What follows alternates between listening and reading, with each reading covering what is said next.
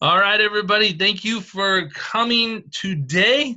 Today we have the special guest, a special guest, our first Marine. All right, Ooh, and he is bringing it. How do you guys say in the Marine? Uro. all Well, there you go.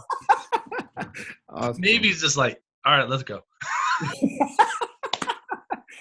But we are here with the Warrior Training. The Warrior Training is a leadership platform to help you be a better leader for your team, for your business, and for your family. All Right. right. And if you guys haven't seen this yet, look at this. Yeah. Check out that hat. All Awesome. right. And if I flip it around, what up? We got Warrior Ooh, Leader hats. Check that out. I have sweet, literally been man. wearing Love this it. hat. So if you guys want a hat, let me know. But we are going to start creating our Warrior leadership merchandise. This is just I have two tests ones right here. Look at this. I got this one right here. And look at Oh, that. Warrior leader right there. oh And yeah, you got literally this. I've been wearing this hat for a week. And every time I go somewhere, coffee shop, um, grocery store, my church, whatever, everybody's like, where'd you get that hat? What's Warrior Leader? And so they're asking me. And then, of course, I get to tell them, and I'm so excited about it because I get to bring amazing leaders on these calls that are giving you nuggets of information to be a better leader for your business, for your family, and for your team. That's right. That's All right. right. So I hope you got your pen and paper ready. I know Lisa's over there. She's taking notes. I know Jackie. Wake up. Sometimes you're going to have to do that for Jackie. I want her to pay attention. All right. That's So right. I'm super excited about this. So our guest tonight is our first Marine, which I'm super excited about. He's an amazing guy, former U.S. Marine with over 12 years, 3 combat deployments, all right? 3. I have 3. He has 3. So we're just mean mamba jambas. Don't mess with us. That's right. You know, he's not only done tours, been in the military. When you're in the military, you either are a follower or you're a leader. That's There right. is no in between. You're just a leader or you're a follower.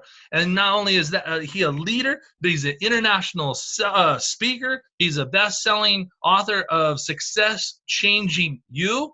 And he's also the founder and president of Lion, Lion, which means living in oneness.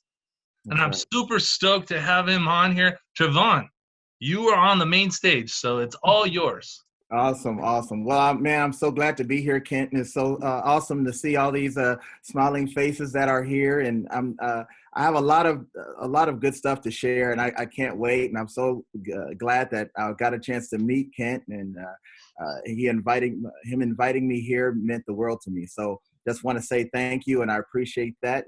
I forgive you for being, being a squid, in the Navy, but it's okay. We'll look past that today. And Somebody had to get you from point A to point B, so right. don't be upset about it. Exactly. Awesome. Awesome. So let me go ahead and share my screen, and I'll get right to it, everybody. And we'll go right. I'll let you know what all this is about. So here we go. Let me see here. And I want to do this. Okay. All right. So you guys all see this here? 2 thumbs up if you can see it, guys. Awesome. Awesome. There you go. Sweet. Okay. They're Cool. loving it. Cool. All right. So, you guys, all right. You still there, or did it go blank? Nope, you're good. All right. All right. So basically, what I want to do is I'm going to go through my life leadership lessons. I'm going to tell you a little bit about myself, and hopefully a lot of these things a lot of the experience that I went through in my life, I've learned a lot of things on life leadership and lessons. And as I go through a little bit about my story, you'll see how I was able to pick up all these nuggets and all these great lessons throughout my story. And so I'm really excited to be able to do this. And hopefully a lot of my you can relate to a lot of my experiences with some of your experiences that you've had in your life, because whatever you're going through in your life and all the experiences that you've had, you always have to find those nuggets. You always have to find those life lessons in each one, of your experiences in this life and in your journeys. So first of all, okay, here we go. So first of all, I was in this tell you a little bit about myself and where I came from. Okay, hold on. Now I'm having a issue moving to the next. There we go. All right. So this is me here. Just Kent tells you a little bit about me already. So, I was in the Marine Corps for 12 and a half years. I reached the rank of Staff Sergeant, which is an E6 in the Marines. Uh, while I was in the Marine Corps, I was recruiting in Kansas City, Missouri, and I did that for 3 years, and I was considered to be one of the best recruiters and leaders of recruiters, and I had one of the best recruiting stations in the 13 state district back in 2003 to 2006. Really enjoyed that, and I found a lot of inspiration during that time. That I love to inspire people. I love to help I love talking to the kids and helping them be, better versions of themselves. Also, while I was in the Marine Corps, as Ken also mentioned, I did 3 combat deployments to Iraq. After I got out of the Marine Corps, I was a local community youth leader in Los Angeles for a while.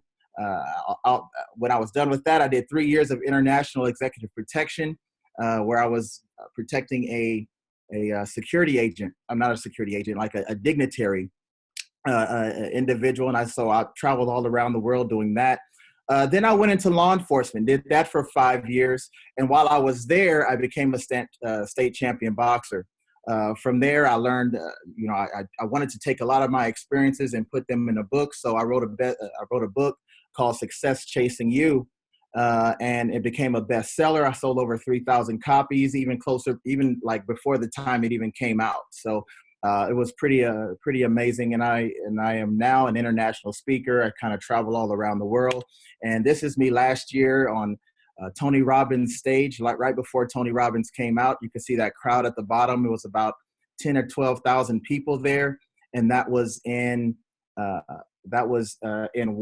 Washington. Washington sometime last year. So it was absolutely amazing experience. So what I've gotten, throughout that time and in my journey.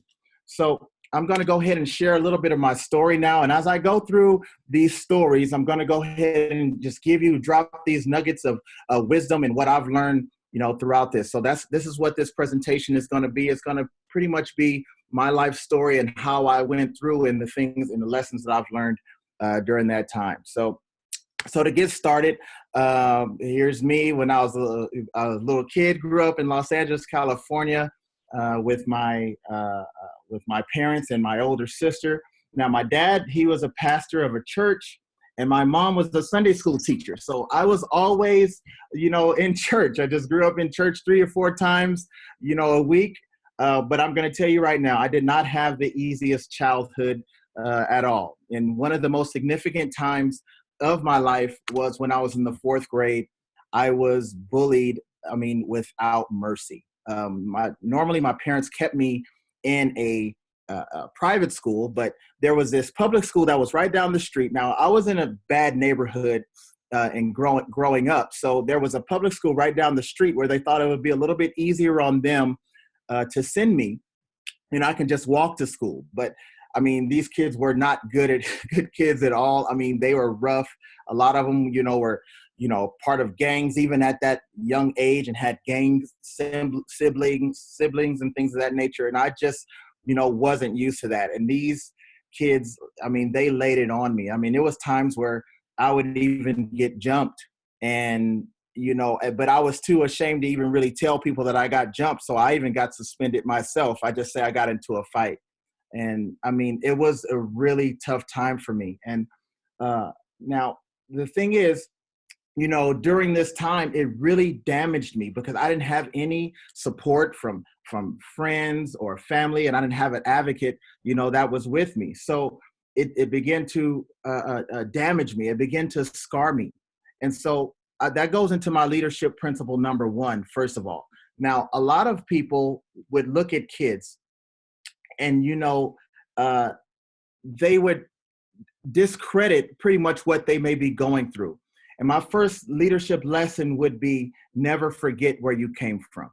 And the reason why I say that is because leadership and parenthood are pretty much the same. The same principles that you would use in parenthood is the same principles in leadership, because that's what exactly what you're doing. And I know we have a lot of parents here. I'm a parent myself. My daughter is about to go to University of Arizona on scholarship, and my son, is 12 years old, and he's doing great things right now too. But the thing is, a lot of adults like to look at the problems of a child and discredit them, as an issue. They may say things like, well, you have no idea what real problems are, or keep living. Now, I know how many of us have probably heard that before when we were kids, or sometimes you may have caught yourself telling that to a kid that says, hey, you don't know what real problems are. Wait till you have to start paying bills, and wait till you have to deal with this and deal with that. But we have to understand, when you do that, when you take that approach with another person or with kids that's going through issues, first of all, we cause them to shut down coming to you for help. And the thing is, all anybody wants to do is to be understood. And so we need to understand that. And the second thing about that is you make them feel inferior or insignificant and below you because you're talking down on them. And just because you may be on the 5th floor of the building, okay, doesn't mean that the people that are still on the 2nd floor and their journeys are insignificant. Okay. Now, this is if you in thinking of that nature and looking at people with problems that you feel are beneath you, it's a total prideful and arrogant approach to leadership. And you have to remember, that you had to come through the 2nd floor to get to the 5th floor. So you never forget where you came from. You never forget, that you had to grow as well. And so just because, the problems on the 2nd floor are still problems. All right. And if you don't address those problems with understanding, wisdom, and humility, they can become lasting scars, and, instead of stepping stools, which they should be. Problems should be stepping stools. They should be ways to help you get stronger and get better, and you learn, from your problems. So we have to make sure that, we remember always where we came from. Never forget, where you came from. Okay, so which was the case for me, because I never told my parents. I was really scarred for most of my childhood, all the way up through my high school years. I never told my parents what was going on because my father was a very prideful man, and he was also a severe alcoholic. Okay, so now a lot of you are wondering, like, well, didn't you just say your dad was a pastor? Okay, yes, he was. Okay, but he was a pastor with a severe alcohol addiction. And, there were times where he threatened even to kill my mother, and times where he threatened to commit suicide. And I remember these times. I will never forget these times when I was growing up. I mean, like I said before, I did not have an easy childhood. And I remember one time my sister was celebrating a birthday of hers, and, we had a gathering at our house, and she had friends over, and my dad shot the gun in the house to scare my mom. I mean, and we all kind of was like, well, what the heck was that? And we all kind of looked in the room, and I saw my father trying to hide the gun. And it was a very traumatic experience. And some of those kids were members of my father's church that he pastored. This was some serious stuff that, you don't forget in growing up. I'll never forget those experiences. So my pain in my youth became scars that lasted all the way up through my high school years, like I said before. And, I was introverted with very low self-esteem. My grades were down. I was an underachiever. I was never in the in crowd. I was always the outsider. I was afraid to do things that even gave the possibility of me being teased. I was just afraid to do, anything. I tried to stay away from any kid that can possibly, start teasing me for any reason. And I never wanted to feel that pain again that I felt in the 4th grade. So I avoided that, those instances at all costs. But, as I grew up and I became, in my later teens, I remember hearing someone say before, that that was very true and profound. And Tony Robbins says it the same way. And I'm not going to be able to, I can paraphrase a little bit what he says, but he says, if you don't like the direction that you're going, you have to do something very drastic to change the pattern and to break that cycle.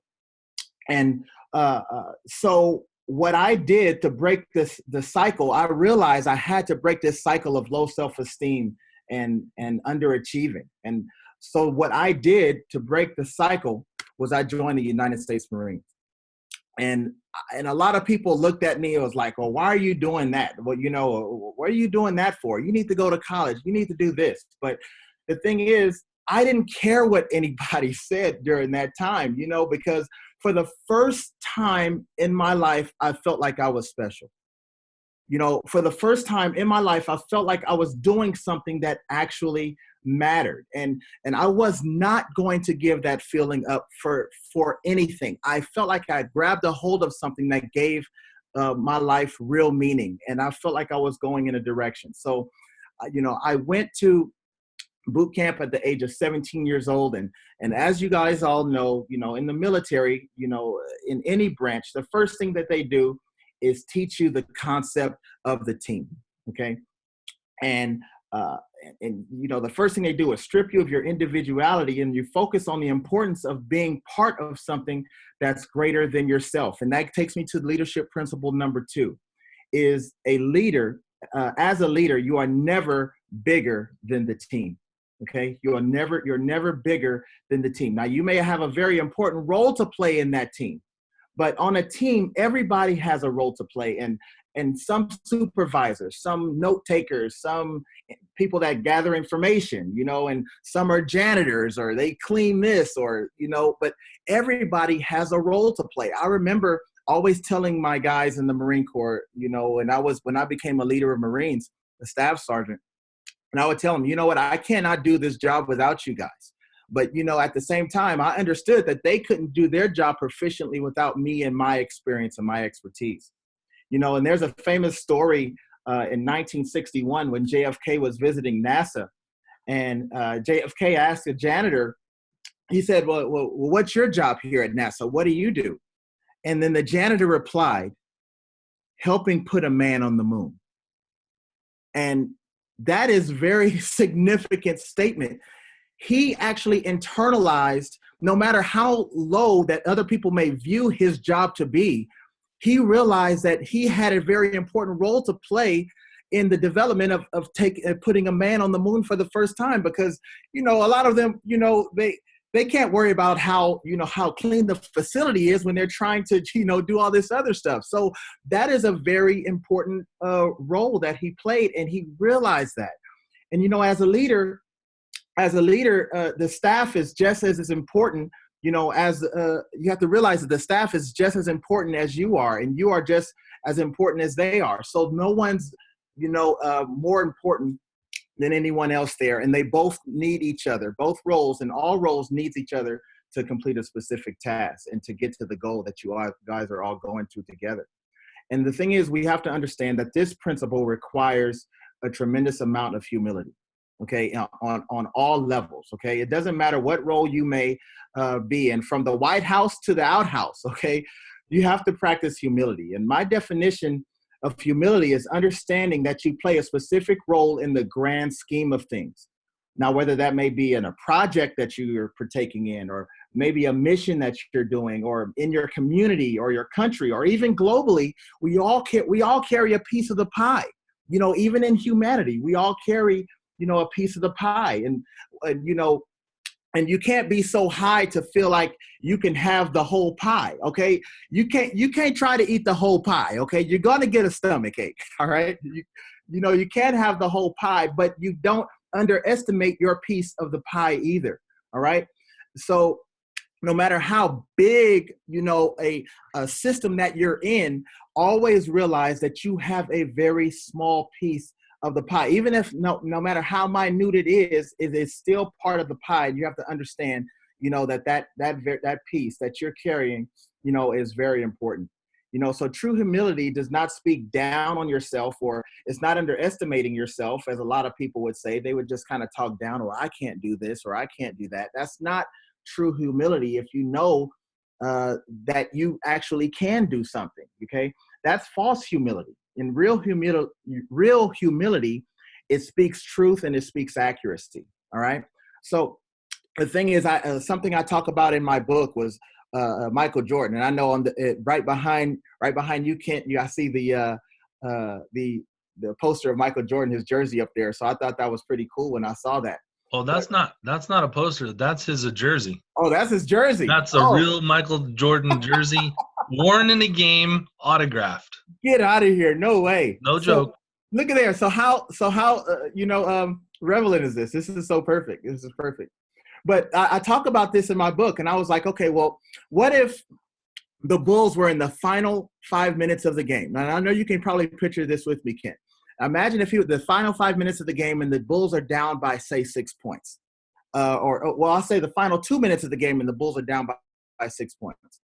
And they say, wow, man, hey, we got to win this game. And Michael Jordan says, oh, well, guys, well, I'll try my best. Hopefully we can pull this out. And, I don't know if I can play really well, but, now we would look at Michael Jordan like he was crazy, okay? Because the first person we would turn to is Michael Jordan. If we were on a team like that and we had Michael on our team, we would want to lean on Michael Jordan to make sure that we got this win, right? So which Michael Jordan would you rather have? Would you rather have that Michael Jordan that I just described to you? Or would you have the Michael Jordan that will come up and say, hey, guys, you know what? We're going to make this happen. I know exactly what I'm capable of. I know if we make this move and make this screen, I know I can get this shot off and I can score this 3 points, and we do this and we come up with a great plan. And Michael Jordan is very confident in what his role is as far as scoring points for that team. Which one would you rather have on your team? Of course, you want the one that understands and knows his role as being a very sufficient scorer. Okay, so that's what you have to realize. You don't minimize, your skills and ability, but you at the same time you do understand and know what your weaknesses are, and you put people around you that can actually fill those gaps and fill those voids. So everybody knows their role. Okay, and that's what true humility is: being able to stand on your role, stand in your power, know what you're capable of, but also know what you're not capable of, and be able to lean on those people that can fill in those gaps. All right. So, of course, we would want, that Michael Jordan that would know exactly what his role is and know what his place is. All right. Even if your place is just to sit there and keep the defender away from Michael while he gets the shot off, guess what? That's very important. Okay. And you need to go ahead and realize that. So I exercise this principle throughout my Marine Corps career and beyond, and because I realized how effective and true that principle is. And, and the Marine Corps brought to me, a place of confidence that previously I never thought I was capable of. I was a young boy, who got C's and D's in high school, and and I became a man who never placed below the top 5% of any classes or trainings that I took while I was in the Marines. And, I experienced firsthand the importance of self-confidence in all my endeavors. And if you didn't have, the confidence, if you don't feel like you have the confidence, to achieve a certain goal, so the way you would get confidence is, first of all, I would mentally take inventory of all the accomplishments that I've had before. Okay, that immediately right there raises my confidence. Well, I did this before and I did that before. Okay, well, if I did that, I'm pretty sure I can do this. All right. And if I do come across something that may be challenging my, my confidence level, or, if I was going to take on something that I felt was probably a little big and it would shake my confidence, well, I would say something like this to myself. Okay, well, what's the smallest thing that I can do to start accomplishing this thing? So if you want to, here's a perfect example. If you want to climb Mount Everest, okay, if you look at the top of Mount Everest, that can be pretty darn intimidating. Okay, if you're looking at that, like, wow, that's a lot. All right. But you mentally say, okay, well, I'm not going to focus on the top of Mount Everest. Let me look right down in front of me. And what is the smallest thing that I can do to start this journey? Okay, well, I can take a step. All right, then take the step. Okay, well, Then I'll say, well, I took that step. Well, maybe I can take another. Okay. Then you take the next step. And as you continue just to go through this in your mind, you say, well, I took that step and I can take another and then take another. Next thing you know, you'll be looking back and you'll see how far you've come. And so all this time you're moving towards your goal. You're almost, you're moving towards the top of Mount Everest. And so don't look at the full, picture initially if it's too much for you to grasp. Just take a small step towards that goal. Focus on the little small step that you did, and then what you do is celebrate those very small victories that you've come up with. That one step, you need to celebrate that one step. Those 5 steps in succession, like, wow, I just took 5 steps. That's pretty good. I'm actually on my way. So keep that in mind. Focus on the very small step, all the small steps. And that will give you confidence, as you go on. So, which takes me now to principle number 3, is if you don't have confidence in yourself, okay, you cannot expect to have anyone else have confidence in you. Okay, you've got to have confidence, and nobody wants to follow an unsure guide. When you learn how to lead yourself, others will organically begin to follow you. All right, the respect of a leader is derived from both confidence and humility. The 2 of those things that I've already talked about before. And if you can and I know when you look at that, they seem like they could be, on face value, it seems like they're on opposite sides of the spectrum. But understanding the nature of these concepts, as far as humility and confidence, you will actually create a powerful magnetism of genuine leadership success if you put those 2 together. Okay, and and understanding that just makes it very powerful. And as I mentioned before, I picked up the sport of boxing, which kind of goes into confidence a little bit. I picked up the sport of boxing while I was in the Marine Corps, and and I was in my early 20s at the time, and and I gotta say I was pretty darn good at it. Okay, I had a lot of confidence every time I stepped into the ring, in boxing. All right. And that was just because of constantly training and constantly doing it and working at it, with my trainers and the sparring sessions. It really gave me, a lot of confidence as I started stepping into the ring. And I actually, during that time, I had aspirations of doing it professionally. But the thing is, all that ended, when the tragedy of 9/11 hit America. And, I remember that day. I was actually training in the gym, getting ready for a fight, when the TVs turned, to see this, and I saw the second plane hit, the trade centers. And I know all of you can probably remember and pinpoint what you were doing on that day and at that time when you first saw that. It was one of those things that just burns in your mind that you'll never, ever forget. And so, and it wasn't very long after that where I made my first deployment to Iraq. So like I said, the boxing stuff went on hold. Next thing you know, I'm in Iraq of my first of 3 tours. And I was involved in, I'll say 3.5 firefights while I was there. And they were all ambushes, on my convoy. And the reason I say 3.5 is because on one of them, I was up for about 3 days straight without sleep. And I actually slept through an ambush. I actually was sleeping. And when I woke up, the guys was telling me like, dude, we were ambushed. And I was like, really? And he's like, yeah. And I was like, you guys are kidding.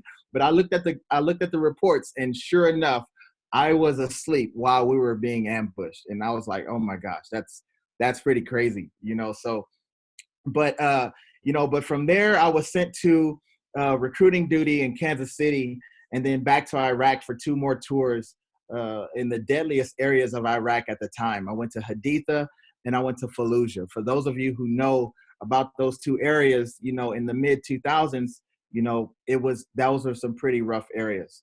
And so I got out of the Marine Corps after my 3rd tour in Iraq and 12.5 years in the Marine Corps, pretty much for family stability, because I was always gone. My kids were always bouncing from school to school. And after I got out of the Marines, I was hired by a well-known speaker and, to be an international, executive protection agent. So I traveled to places like Israel, Sweden, South Africa, Portugal, and many other places. And so after that, I joined after I was done with that for so long, because I was, once again, I was gone a whole lot. So I was like, I don't think I can do this anymore, because I wanted to spend more time with my kids. I ended up becoming a deputy sheriff, and went into law enforcement. And so now there I learned a very, very good leadership lesson. And that goes into my leadership lesson number 4, which is called the spirit of the law. Now, I really like this one. And you guys, I think you're going to get a lot out of this lesson right here called the spirit of the law. Okay. We had something called the letter of the law, and then we had the spirit of the law. Okay. Now, the letter of the law is actually the law that's written as you see it. Don't steal, or don't commit, murder, of course, and don't do this and don't do that. So that's the letter of the law. It tells you exactly what you cannot do. It's right there in black and white. But then you have something called the spirit of the law. And this is where the true power lies, in the actual spirit of the law. So now, like I said, the letter of the law is kind of the directive and the policy. The spirit of the law is understanding the reasoning why the law was originated. Okay. Now, if you understand that, it means totally different. It's a totally different concept in under just having the letter of the law. Now, sometimes a lot of you have seen on the news, and I mean, it's a very big thing going on right now in law enforcement. You'll see deputies and officers that make erroneous arrests, uses of force, and just plain bad decisions out there, because they're usually trying to follow the letter of the law without really understanding and paying attention to the intent of the law. Those are two separate things. So I'm going to give you a perfect example. And now imagine now there's a 10-year-old boy. He goes into a liquor store, or a store down the street, and he stole some candy. Okay. So he goes out the store, and you have a law enforcement officer, a cop that actually sees the kid that stole the candy. Okay.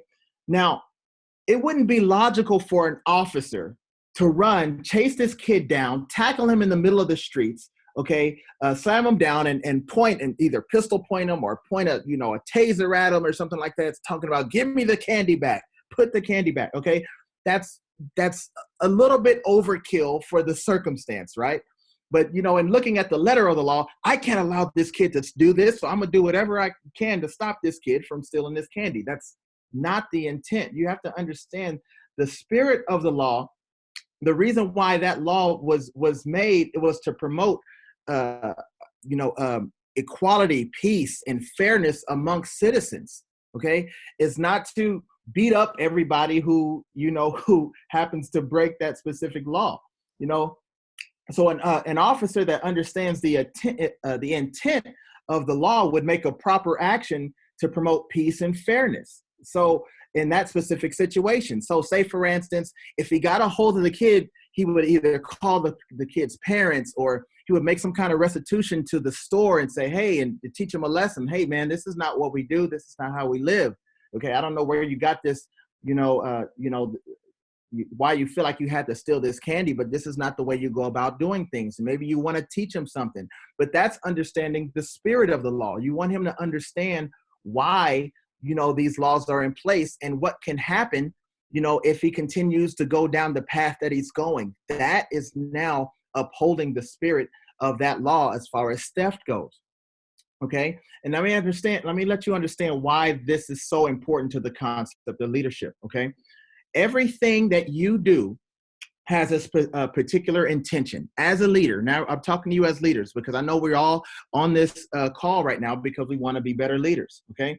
You make certain decisions to generate a specific, a particular outcome. All right. And so taking action without understanding the intent of your decision is foolishness. Okay. If you're walking in and take over a new business, and they ask you, okay, well, why do we follow this policy? Oh, because we've always done it that way. Okay. That means you have no real intent of what you're doing. You're just doing something just because. It has no real aim. It's kind of like just shooting an arrow in a specific direction, but you don't know what it's going to hit. You don't have a specific target. Everything you do needs to be intentional. So as a leader, it's important that you have a clear and conscious a clear and concise understanding on what your intentions are and your purposes, and that you communicate those intents and those intentions to those who follow you, so they can make sound decisions based on the intent of the leader, which in your case may be you, because sometimes every policy is not going to fit every situation. Maybe there's a time where they say, well, I know that's what the policy is, but in this current situation, I believe that this is the best move because I understand the intent of my leader. I understand why he made this policy or why she made this policy. That's why that is so important in understanding, knowing how to communicate your intent to those people who are under your leadership.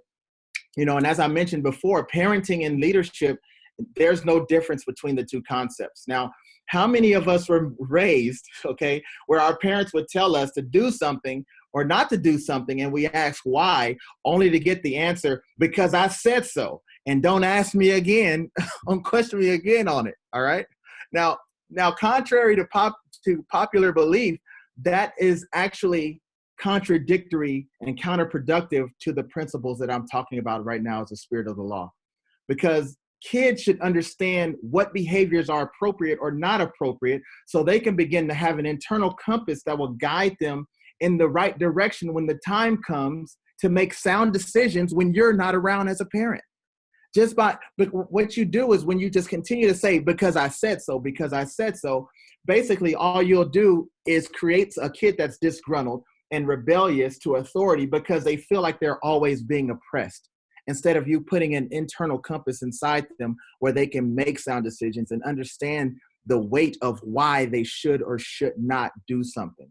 Okay, that's very important when it comes to your employees as well. And if you do that as a business owner, as a leader, or a parent of any type, this type of leadership can cause your company to run smoothly, or your family to run more smoothly, and you'll have better employees and kids that actually understand, so they can make sound decisions later on down the road. Okay, so that's why that's so powerful and so important. So moving on here, while I was in law enforcement, I picked back up the sport of boxing. Okay, so like I said, I did some boxing while I was in the Marine Corps. Now, when I got into law enforcement, I realized that I can get back into boxing. So I kind of had that itch inside me still to continue to box. All right. By this time, I was in my mid-30s, and now I didn't have the desire to go professional anymore. But at the same time, I wanted to finish boxing on my terms and not the terms of my circumstances. At the time, 9/11 hit, I started deploying, so I had to stop boxing. So I didn't feel like I really, did everything that I wanted to do with it. So I got back into boxing, and then in my mid-30s, starting to get back in the ring, I realized something. I realized that I still had it. Okay.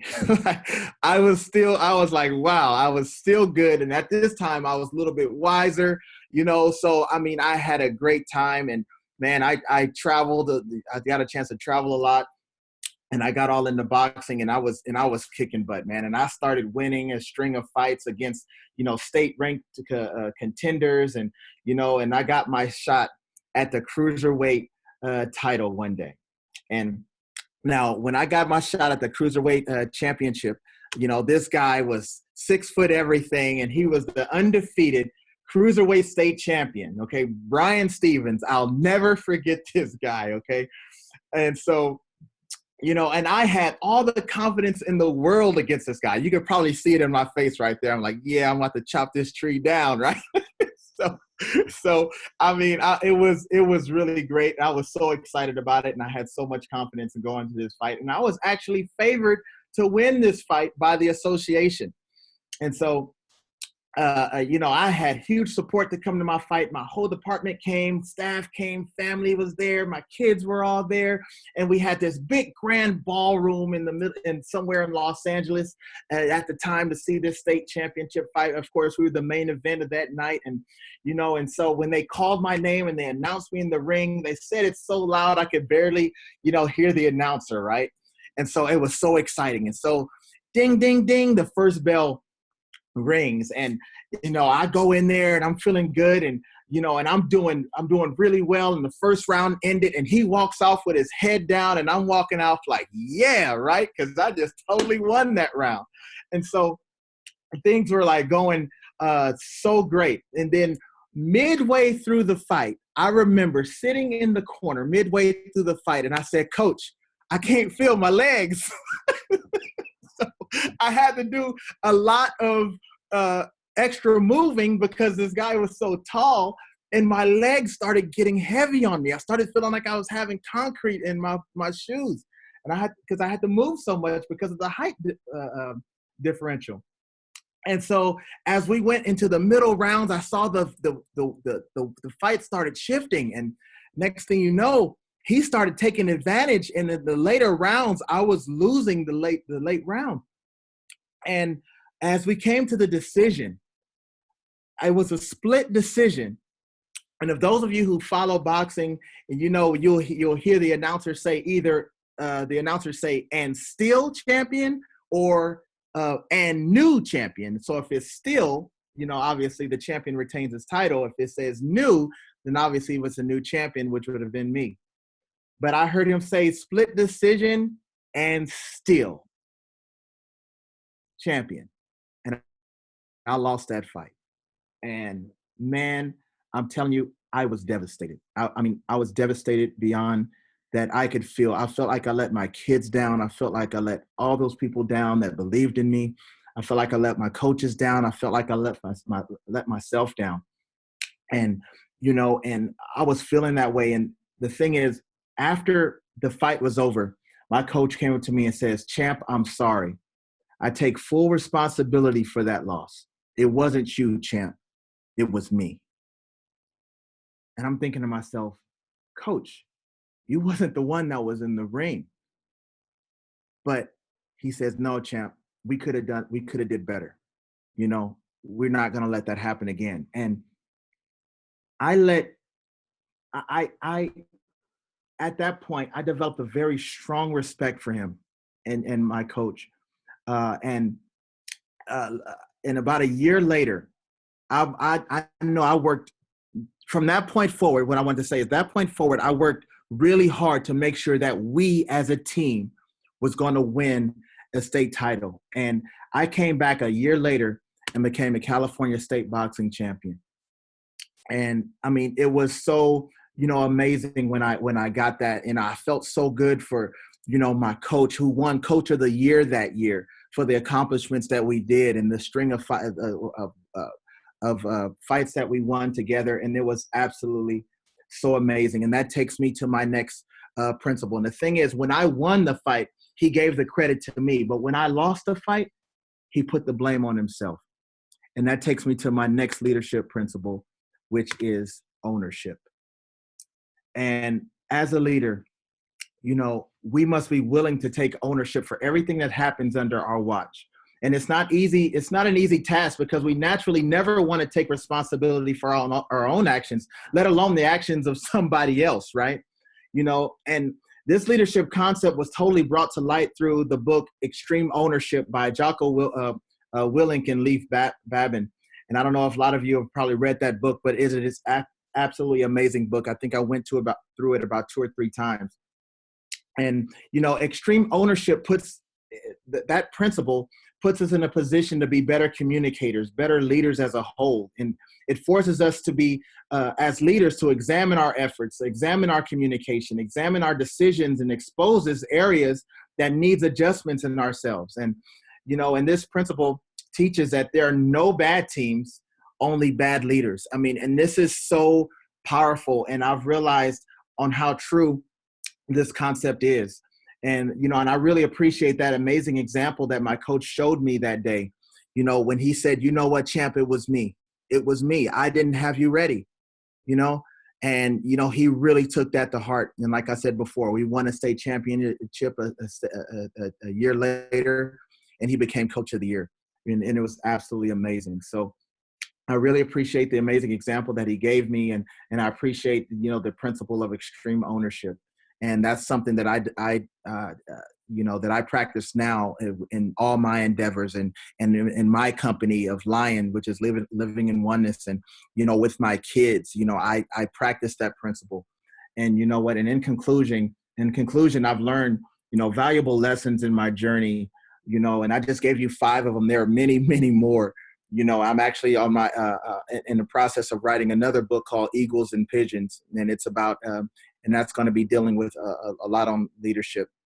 And so, so in conclusion, like I said, I've learned a lot of lessons in my journey, and I'm still learning and reinforcing these powerful principles on a daily basis. So, but this is me. You guys can, if you want, you can definitely, you can follow me on some of my social media here that you'll see. And also, if you guys want a free copy of my book, I'm offering it to you guys for free. And you can go to www.travontaylor.com that you see there at the bottom.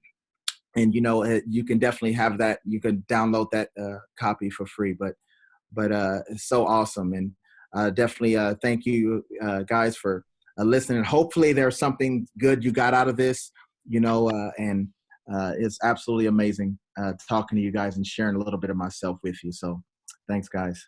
Thank you. Awesome. Thank you, Travon. I appreciate you coming on here and just sharing your wisdom. And, being in the military, you learn so many different things. Not only, can you hear me? Yes. Oh, okay, cool. Yeah. I was like, I hope they can hear me. But the military, I mean, from day one, man, they just put you in, and you can either be part of a team or you can step up and be leader of that team. And like extreme ownership, Jocko and those guys, they realize that, when something happens, somebody needs to take ownership of that. That's whether right. Good or bad. And the person that takes that ownership is the one that is stepping up and saying, I'm the leader, I'm going to take responsibility for this, and we're going to correct it, and we're going to make it better. Yeah. And I didn't read the book, but I listened to the audio tape, and I'm literally, like, I've driven to Vegas like 4 or 5 times, and every time I drive to Vegas and back, I'm listening to that thing. It's just repetitive, and just listening to it. It's just so true, and you learn that leadership role even in the sheriff's department, and even I have a friend who's a school teacher. Being a school teacher, you got to step up and be a leader, not only for the other teachers, but for the kids. Right. So that's why I'm so excited about this warrior group, is because they're stepping up as leaders, not only for their business, but for their families and for their team. That's right. And this is my passion is just helping more people be strong leaders, being able to be a leader in their family, as a husband, as a mother, as a grandmother, a grandfather, or brother, sister, whatever. And then, of course, being a leader in their business. A lot of people own businesses or have network marketing businesses, and so they need to step up and be the leader in their businesses. Absolutely. But then also in their teams. You have teams at your church. You have teams that you manage, sales teams or financial teams or whatever. So you need to step up and be an amazing leader in those groups. So I love the principles that you shared. It's right on point. And is there anybody in the group that might have a question for Travon before we let you go? Because, sure. I know all the ladies are drooling right now. They're like, oh, look how cute he is. Is that my good side? No, show your good side. There you go.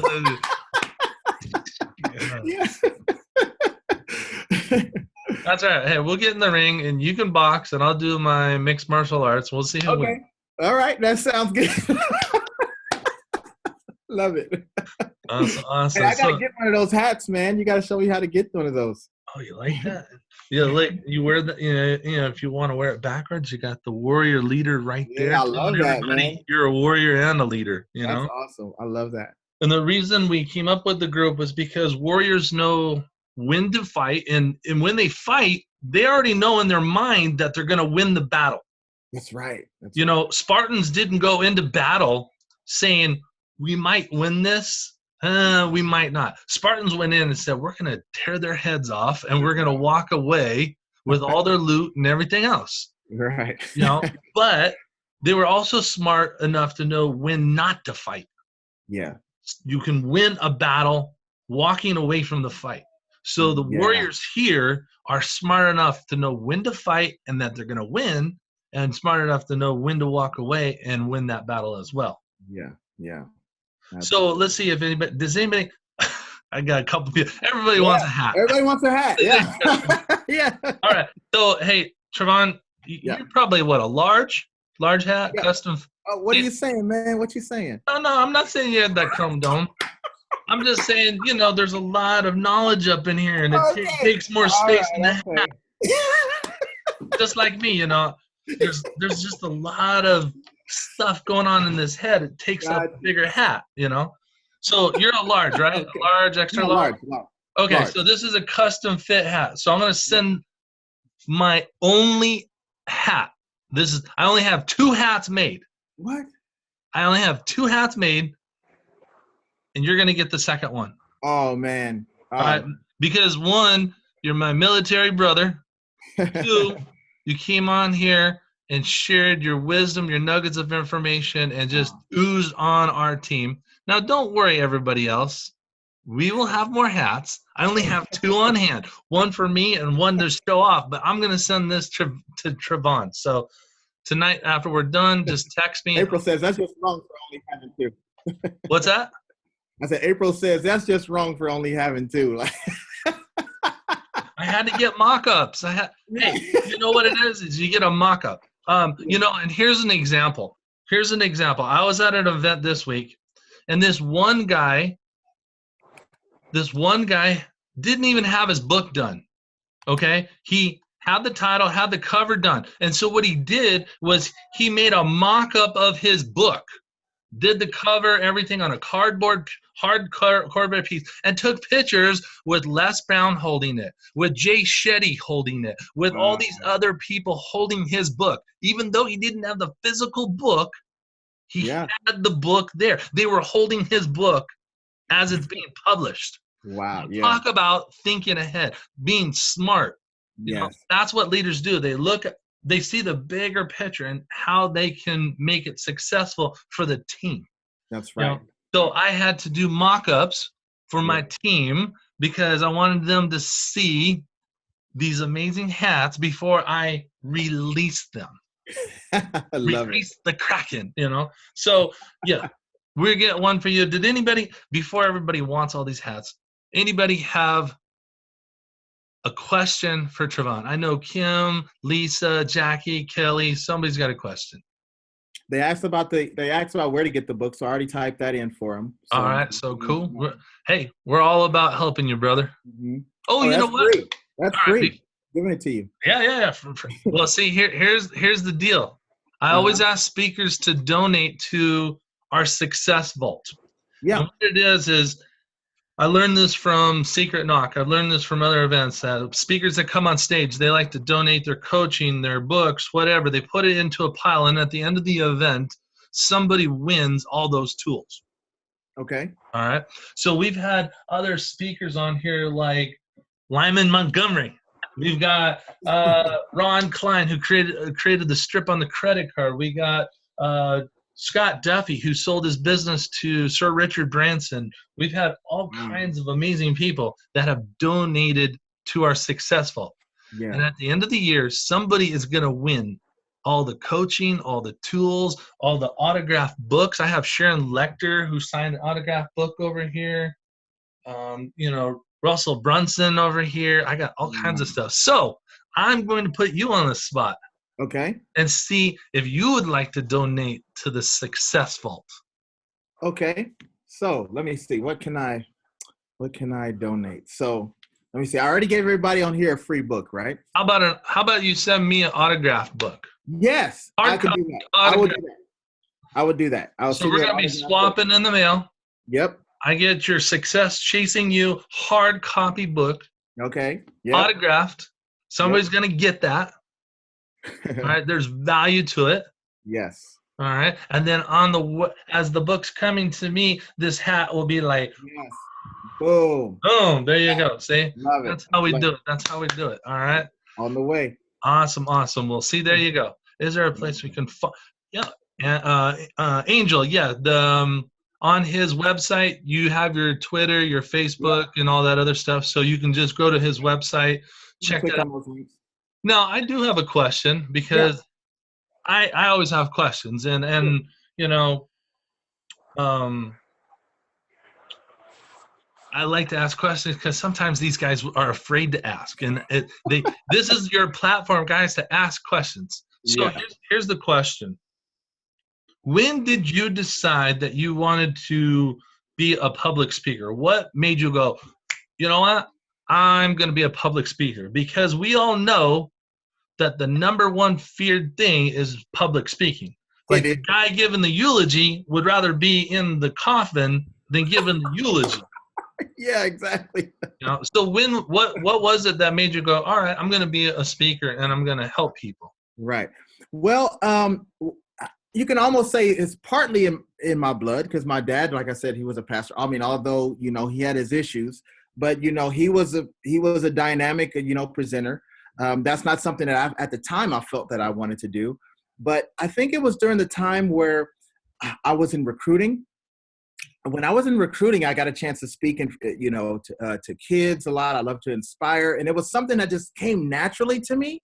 I don't know, I think that kind of that was a place where I kind of figured like, wow, I really love that. A lot of people was like, man, you're so inspiring, and I wasn't trying to be. I was just being myself. I was just, giving, my nuggets of wisdom to people, and people, they accepted it, and they were just like, wow, dude, that was really good. You really helped me do this and this and this, and then it kind of just started picking up steam, and I went for it one day, and next thing you know, I got picked up, like I said, as an executive protection agent with the guy who was going around and doing this all over the world, man. And I just caught fire, and I caught the fire, I caught the flame, and realized that it was kind of my calling, if you will. This was my purpose. This is who I am, and so, I love it. I love it. That's awesome. Now, we will probably be doing a warrior leadership event here sometime. How many of you guys or gals would love to have Travon come to our warrior leadership event and be a speaker? Look at that. See, they're all waving their hands. All right. And then there you go. So there you go. And they're all saying over here that sometimes the call is so good that you don't need to ask a question. So they're complimenting you, saying that you did an amazing job. You knocked it out of the park. And that's why they're all like, you know what? He did so good that I can't even think of a question. That'll work. Well, hold on. Book.com. Somebody said they had an issue, so you can try that one too. SuccessFacingYouBook.com. Okay. SuccessFacingYouBook.com. You can also I got the book. It came to my email, but for some reason, instead of like the page that's supposed to load after you enter your information, it came up a 404 error. Oh, really? I don't know if it was supposed to redirect me to something else of yours, or. It might be redirecting you, but if it's a problem, I'll make sure that we get that fixed. So you can also you can try this link, SuccessFacingYouBook.com, and maybe that'll work out better for you. But they both should work. So hopefully, we don't. I just figured I'd let you know. Okay, thank you. I'm going to look into that and make sure. Kelly's a team player, so as you can tell, she just wants to make sure all your buttons and everything's working, and people are getting what they're supposed to be getting. Right, exactly. That's why she's awesome. So, and before you go, what was a question would be, what was probably one of the hardest things that probably knocked you down, but because you said, you know what, I'm a leader, I'm not going to stay laying down on the ground. I'm going to dust myself up, get back up, and keep moving forward. What have you ever had something that just knocked you down and you're like, and then you're like, kind of like boxing, you get knocked down, the wind's knocked out of you, and then all of a sudden you either lay there and get timed out, or you pick yourself up, take your gloves like this, and then you go back and start fighting. Right. You know what? I have to say that going through, my divorce after 12 and a half years. And I mean, me and my ex-wife are actually like best friends now, but I guess we had this time where we grew apart, and she just was kind of like, you know what? It floored me when she, told me that, I think we should just be friends. And I was like, you gotta be kidding me. And I had 2 kids, and we went to prom together, Ken. Prom. Wow. I've known her since the 7th grade. And I was devastated. I mean, man, that actually kind of put me on the road to start doing the self-actualization thing, and I spent after that, I spent over about $100,000 on my personal development. After my divorce, just trying to find out what is it that I want to do, what is it that I want to accomplish. And man, like I said before, we're like best friends now. But man, it really took me a second to have to wake up from that, And I thought I was going to be married forever. I just thought it was, it was never going to end. And when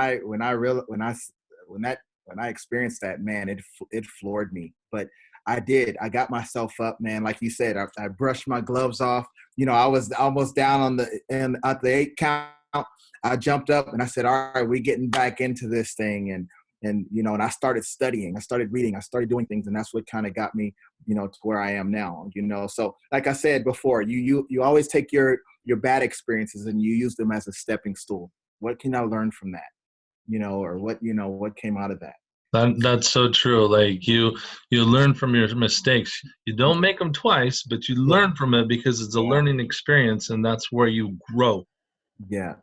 That's where you go. So thank you for sharing that. I know there's other people that have experienced the same thing, got punched like that from a divorce or a loss of a job or a relationship or whatever it is. But they, just sharing that helps them understand as well. They're not alone. Yeah.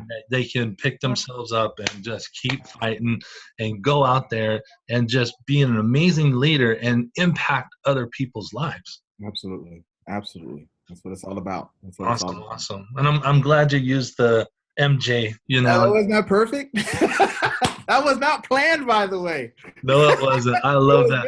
And then you're like, it's a poster. I'm like, no. I actually got that from him. That's amazing.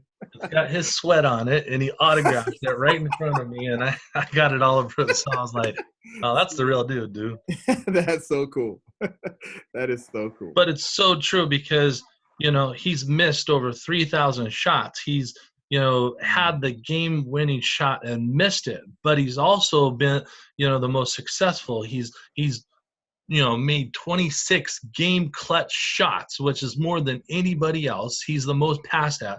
But the thing is he built the leadership of other leaders. Scottie Pippen and Rodman and all those guys respected him, looked up to him. And when he said, I need you, like you said, I need you to defend this guy so I can take the shot. They didn't say what for, or how come I got to do it. They just said, okay, I'll do it.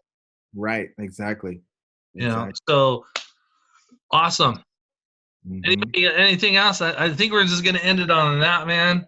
And okay. We're going to we'll have you come back. Sweet. You're going to share some more nuggets of leadership. Yeah, love to. Awesome. All right. So thank you so much. I appreciate it. And hey, I'll text you so I can get the other hat out. I love it. All right. So, all right. And everybody's saying thank you both right there. So, you guys are so welcome. You guys are awesome. If you guys enjoyed this leadership call, we do the warrior wave, like, because they're all muted and stuff like that. So you can see them all doing the warrior wave and stuff. So, Awesome. Thank you so much for taking the time, Travon. I appreciate that. It was great meeting you at Yeah. Speaking Empire. I'm so blessed that I got to go there and meet you and so many other amazing people. So great. So great. Absolutely. So we'll end the call and we'll be back next week. Yeah, next week. You know what? I gotta actually look to see who we got because I was so excited to have a Marine on the call. Right. We actually, Travon, you might want to be on this next call because next Wednesday, I'm going to add you into the leadership group. But next Wednesday, Thomas Tadlock is going to be on here, and not only is Thomas Tadlock, who he used to live in Long Beach.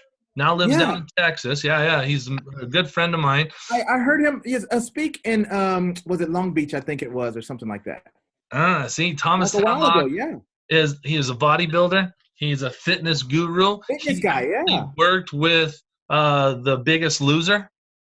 He was the go-to guy to help those people lose weight. He also was the go-to guy for celebrities to get cut up for different shows or movies or whatever. He actually builds muscle while being a vegan, which most people said could never be done. Yeah. And then him and his wife, Brooke, who's a doctor, have helped a lot of people with many disease by their green smoothie movement. So I'm super excited to have him on here and sharing his wisdom and stuff. But this guy was literally broke, living at his parents' house, to now living in Texas, creating his dreams and goals. Owns a house, has a Maserati. Is financially free, buying properties all over Texas because he took the time to step up as a leader, follow the steps, and then created his own business. So hopefully you'll join us next Wednesday. That is so cool. He was one of my teachers when I was going through my process and when I was listening to all these amazing people, and he is great. I hope you guys are listening to that. He was Travon's teacher. Yeah, that's true. Teacher teaches the student becomes the teacher. That's right. I love this. I love this is awesome. So sweet. Well, you guys, it is that time right now. So go and enjoy the rest of your evening. Travon, thank you so much for your time, energy, and nuggets of wisdom. Great. We look forward to having you come back. For sure. And you guys have an awesome warrior evening. I'll see you next time. You guys are great. Semper Fi, you guys.